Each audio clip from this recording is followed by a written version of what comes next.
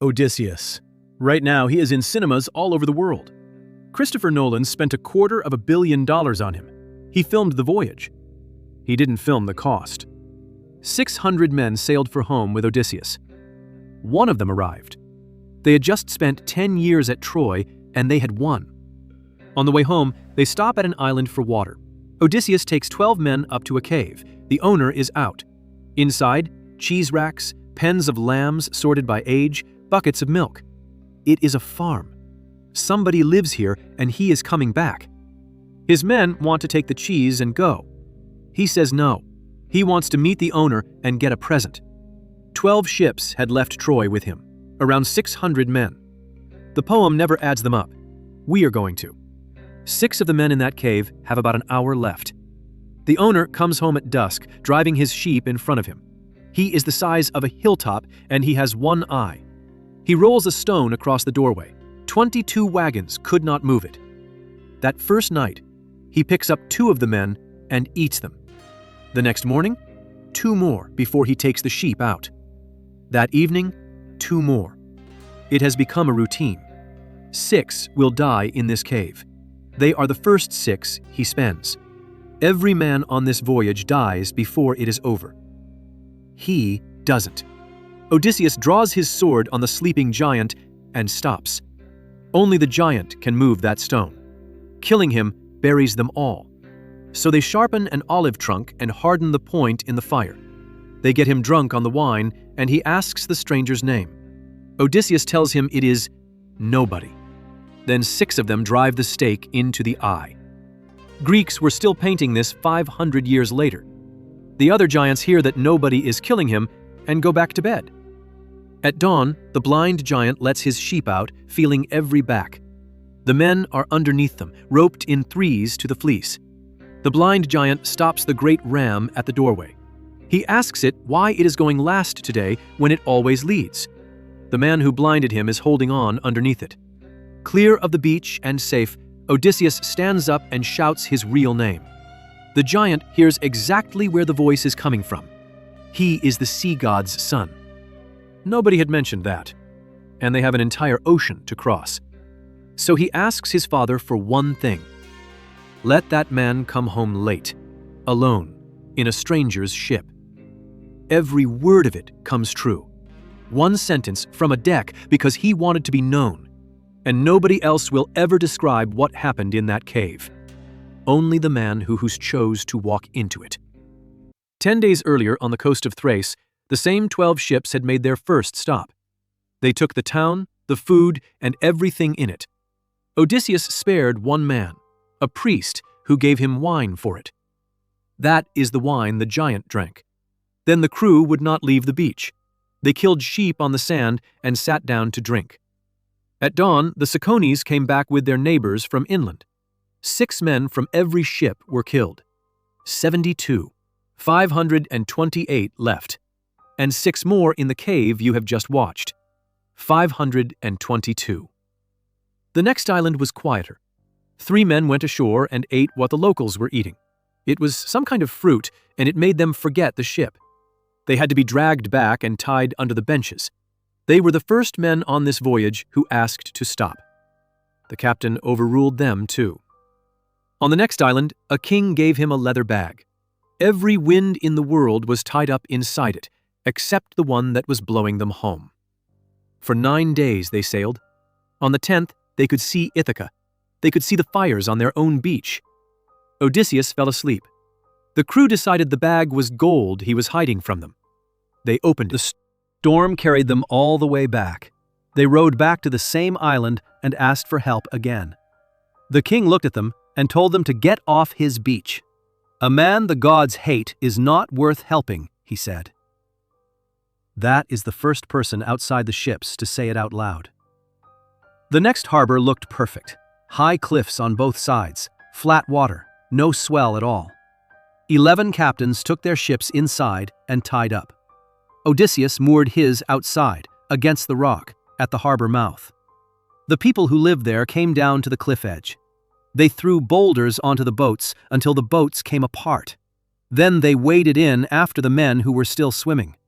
The poem says they speared them like fish and carried them home.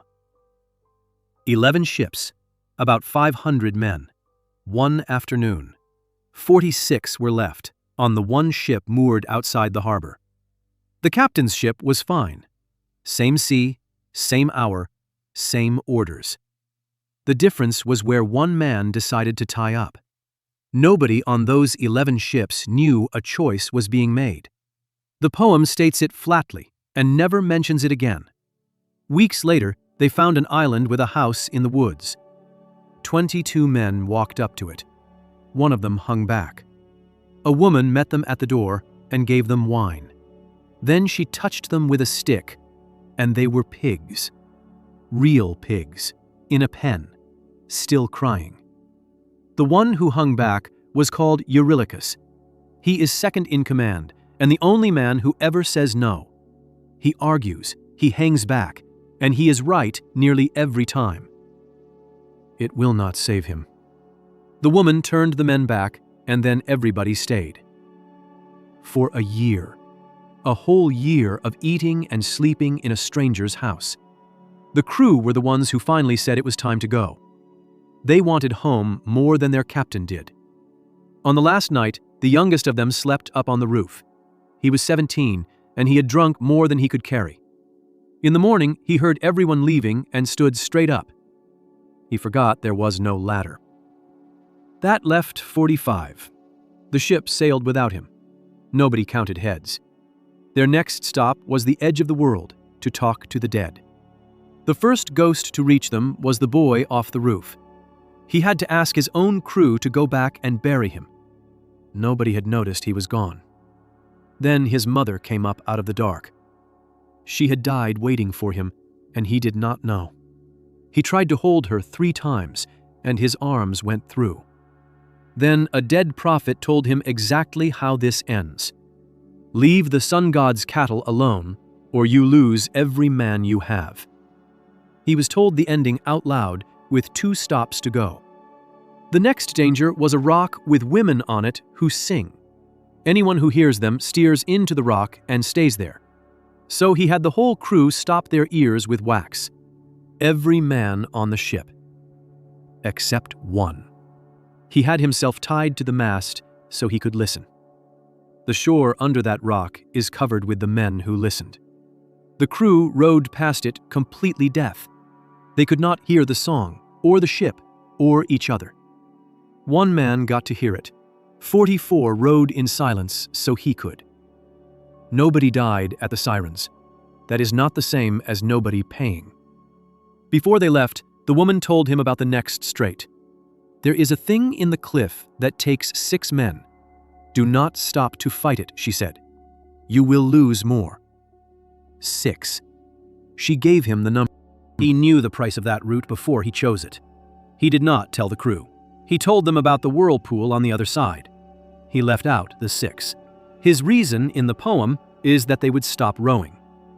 6 men rowed into that strait not knowing they had already been picked. The thing came down out of the rock while they were rowing. It took 6 men off the deck, 1 in each mouth. They shouted his name while they were lifted. One of its hands survives, cut in marble, life-size. The rowing did not stop.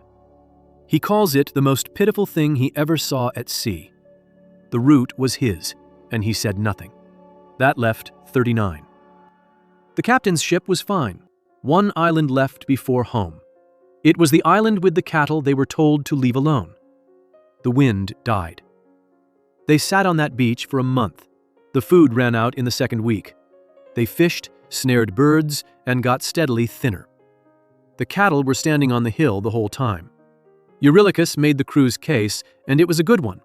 Every way of dying is bad, he said, but starving is the worst. Better to go fast on a full stomach than slowly on a beach. He was arguing for his own death, and he was right. They killed the cattle while the captain was asleep.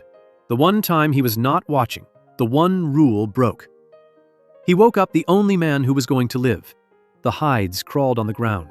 The meat on the spits made a noise. They ate it anyway for 6 days. Then the wind came back. They put to sea, and the sky went black behind them. One bolt split the ship down the middle. Every man aboard drowned, the one who argued with them. That left one.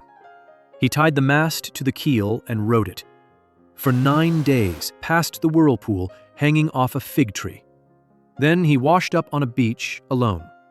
A woman found him there and kept him for 7 years. 7 years is longer than the war he had just fought. She offered to make him immortal. He said no. He wanted the island, the house, and his wife. In the end, another crew agreed to sail him home. They put him ashore with more treasure than he took from Troy.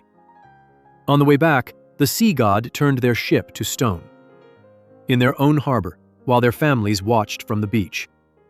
They gave a man a lift, and it cost them their ship. The captain's ship was fine. The fires on the beach at home had been burning for 20 years. They had been lit for 600 men. One man walked up out of the water in borrowed clothes. His dog recognized him and then died. He had been waiting on that heap for 20 years. His wife had held the house together for 20 years. The house was full of men eating his food. He strung a bow nobody else could bend. The men who had moved into his hall did not leave it alive. He took back the throne, the land, and his wife. Everyone who sailed with him was dead. He had everything. Alone was not something that happened to him. It was what he walked home holding. There is one more thing, and it is hard to get around. Almost every death in this story has exactly one witness. The cave, the harbor, the strait, the cattle. He is the only man who came back from any of them, and he told it himself at a feast to strangers. Strangers who were deciding whether to give him a ship. It is a very good story. The man who called himself nobody is the only witness we have. The captain's ship was fine. Then a storm took the last one. There was no ship left. Just the captain. The poem has an answer ready on its first page. It says he could not save his companions, and that they died of their own foolishness. That is written before anything in this story has happened. The excuse was on the page before the men were. 3,000 years later, it is still the version we tell. Inside the poem, the singers are fed for telling it that way. History almost never records the men who rowed. It records the one who lived to describe them drowning. See you next time.